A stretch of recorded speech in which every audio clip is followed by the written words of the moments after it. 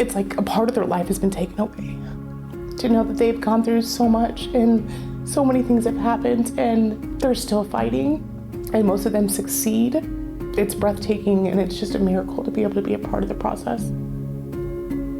Who's there when the tears start flowing in the middle of the night? Who's going to be there to hold these hands through that very, very delicate, very scary, very expensive healing process? And we believe God called us to be there.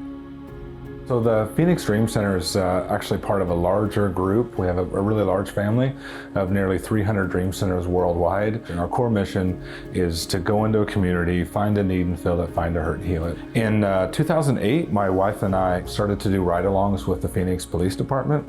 And it was when we were first introduced to this thing we now call human trafficking. The question we all had was, what is the church's response to human trafficking?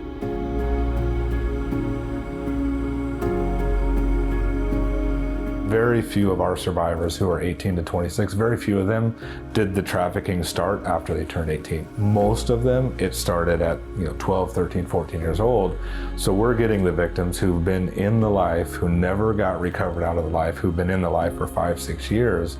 The trauma is just even more deeply seated and deeply rooted. So survivors are coming to us without those life skills, without really any kind of a vision for what's next in their life.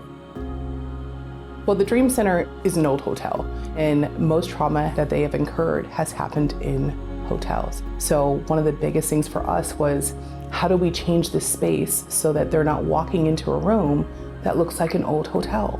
My favorite day is taking somebody into an intake room, because the moment that they walk into that intake room, they think it's gonna look like a hotel, and they walk in and they just see something so aesthetically beautiful, and they're like, is this really for me? And you get to tell them yes. And most of them start crying because they're like, what do I have to do for it? And you get to tell them nothing. You just have to believe in yourself. You just have to try hard, and you just have to dream. Our girls program and our boys program, they're based on a 4-pillar program. Their first 2 weeks that they come into the program is about acclimation, getting them used to being here. They're seen by our clinical services director, our medical services coordinator, to make sure that this is the best fit program for them. So their first pillar is about them trying out the different classes. They have classes anywhere from domestic violence, relearning relationships, anger management, substance abuse, coping skills, one-on-one counseling, equine therapy. They have so many classes that surround them just to be able to give them a new foundation. When they're in second pillar, that's their time to dream. We start talking about what they can be when they grow up, is what we say. And then they hit third pillar, and that's when they get to put it in action. That's when they get to start going to school. That's when they get to start going to work. And sometimes that can cause triggers, it can cause trauma, it can cause a lot of different things. It's good for us to be able to come alongside of them, to be like, you're ready for this. You're ready to step out and to enjoy life and start your life all over again. Fourth pillar is about finding out what's next for them, transition. We allow them to stay in our alumni program if they're going to full-time school, or if they still just want the safety and security and accountability the Dream Center offers, because you can't really put a time limit on when somebody's ready. Because of the stigma that's behind being trafficked as a male, a lot of them aren't forthcoming with talking about it, nor do they want to be out talking about it. After they've been here for quite some time, they start opening up. But what's different is that they open up a lot to our female staff more than they do our male staff. I love the boys. They're so sweet. There's such a need for a mom authority figure in their life. They know that I understand where they're coming from. They know that I've walked in their shoes, not in all of the same situations at all, but I get it. It's probably one of my favorite things, to have them be like, there's life after this. Like, I'm gonna be okay. I'm gonna keep going.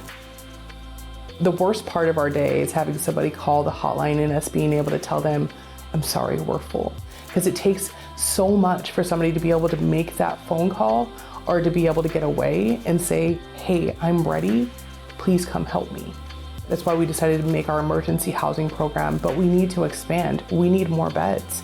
We have the rooms, they're not ready, they're not up to the different licensing and the different codes and the design that we know works best for survivors.